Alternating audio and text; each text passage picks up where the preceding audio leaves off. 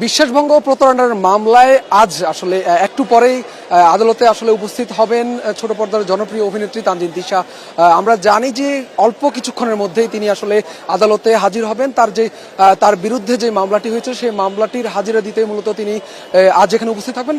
এবং আমি একটু জানিয়ে রাখি যে গত বছর আসলে 2025 সালের নভেম্বরে তার বিরুদ্ধে একটি মামলা হয়। আসলে সেই মামলাটি তিনি মূলত আমি যদি একটু জানিয়ে রাখি যে আসলে শাড়ি নিয়ে আসলে তিনি যে প্রতারণা ও বিশ্বাস ভঙ্গের একটি অভিযোগ এনে আসলে একটি অনলাইন প্ল্যাটফর্মের অনলাইন শপের মালিক আসলে তার বিরুদ্ধে এই মামলাটি দায়ের করেন এবং সেই মামলায় 12 জুলাই চলতি বছরের 12 জুলাই আদালত তার বিরুদ্ধে আসলে সমন জারি করে এবং সেই ধারাবাহিকতায় 13 আগস্ট অর্থাৎ আজকে আসলে তাকে তানজিন তিশাকে আদালতে হাজির হতে আসলে জুয়েল রানার মেট্রোপলিটন ম্যাজিস্ট্রেট জুয়েল রানা আসলে এই নির্দেশ দিয়েছেন। সেই ধারাবাহিকতায় আজকে তিনি আদালতে আসবেন এবং তার যে হাজিরা দেওয়ার যে বিষয়টি সেটি কিন্তু আসলে আসবেন তেমনটি কিন্তু আমরা জেনেছি। এবং বাদীপক্ষের আইনজীবী যে বিষয়টি আমাদেরকে বলেছেন যে তার বিরুদ্ধে অভিযোগ সেটি প্রাথমিক সত্যতা পেয়েছে তদন্ত করার পরে সেই কারণেই কিন্তু আসলে যে মামলাটি হয়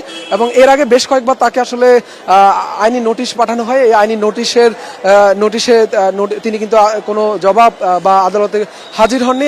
সেই কারণে কিন্তু তার বিরুদ্ধে এই মামলাটি দায়ের করা হয়। সেই মামলার জেরেই আজকে তিনি আদালতে আসবেন এবং আদালতে এসে তিনি আসলে তার যে হাজিরা সেটি আসলে দিবেন। 32 ইঞ্চি জেভিকো টিভি এখন মাত্র 15,000 টাকায়, সাথে পাচ্ছেন 3 বছরের প্যানেল ওয়ারেন্টি। এবং আরেকটি বিষয় আমি যদি জানিয়ে রাখি যে আসলে তার যে তানজিন তিশা আসলে যেমনটি আসলে দাবি করছে, আসলে তিনি বেশ কয়েকবার গণমাধ্যমের সাথে এই বিষয়ে কথা বলেছেন। তিনি যেমনটি বলছেন আসলে যে তার বিরুদ্ধে যে অভিযোগটা আনা হয়েছে সেটি আসলে পুরোপুরি মিথ্যা সেটি বলছেন। কিন্তু বাদী পক্ষের যে আইনজীবী এবং যিনি বাদী তিনি জানিয়েছেন আমাদেরকে যে তিনি তার যে অনলাইন যে প্ল্যাটফর্মটি সেখান থেকে তিনি একটি শাড়ি নিয়েছিলেন 28,800 টাকা মূল্যের একটি শাড়ি নিয়েছেন। সেই শাড়িটির যখন নিয়েছেন তখন তাদের সাথে আসলে কথা ছিল যে তারা আসলে তিনি আসলে এটা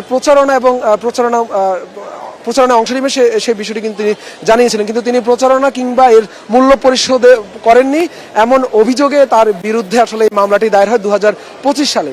এবং 12 জুলাই চলতি বছরের 12 জুলাই কিন্তু আদালত তাকে 13 আগস্ট অর্থাৎ আজকের দিনে তাকে আদালতে হাজির হওয়ার নির্দেশ দিয়েছেন।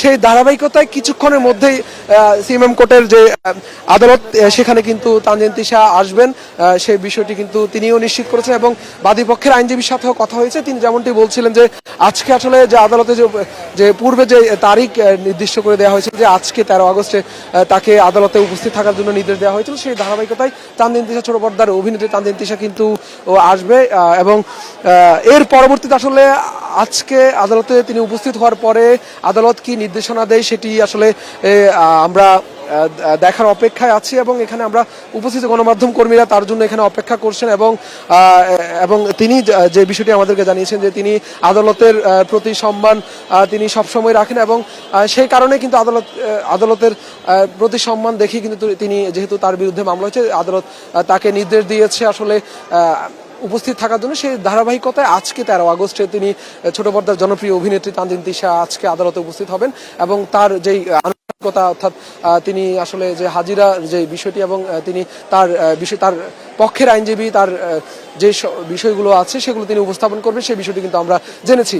এর পাশাপাশি বাদী পক্ষের যে আইনজীবী আসলে তিনি যেমনটি আমাদেরকে জানিয়েছেন যে তিনি যে তার তানজিন তিশার বিরুদ্ধে যে অভিযোগ সেই অভিযোগে যে সেই মামলা প্রাথমিকভাবে ডিবি যখন তদন্ত করেছে সেই তদন্তের প্রাথমিক সত্যতা তারা আসলে পেয়েছে। সেই সত্যতা পাওয়ার পরে কিন্তু আদালত মেট্রোপলিটন ম্যাজিস্ট্রেট জুয়েল রানার আদালত তাকে আজকে আসলে হাজির হওয়ার নির্দেশনা দিয়েছেন। অল্প কিছুক্ষণের মধ্যেই তিনি আসলে আদালতে এসে তার যেই কার্যক্রম সেটি সম্পূর্ণ করবেন এবং সেখানে হাজিরা দিবেন সেই বিষয়টি কিন্তু আমরা জেনেছি। এর পরবর্তীতে আসলে অভিনেত্রী যেমনটি জানিয়েছেন যে তিনি এসে আসলে তিনি গণমাধ্যমের সাথেও কথা বলবেন তেমনটি কিন্তু তিনি জানিয়েছেন। তো আমরা অপেক্ষায় আছি তিনি কখন আসবেন সেই অপেক্ষা গণমাধ্যম কর্মীরা এখানে আছে। এর পাশাপাশি তিনি যেটি জানিয়েছেন যে 10টার পরে তিনি আসলে আদালতে উপস্থিত থাকবেন সেই বিষয়টি কিন্তু তিনি জানিয়েছেন। সেই হিসাবে অল্প কিছুক্ষণের মধ্যেই তিনি এখানে এসে হয়তো উপস্থিত হবেন সেই বিষয়টি আমরা জেনেছি। তো আদালত প্রাঙ্গণ প্রাঙ্গণ থেকে এই ছিল আমার কাছে সবশেষ। পরবর্তীতে আরো নতুন কোনো তথ্য থাকলে আপনাদেরকে আমরা জানানোর চেষ্টা করব।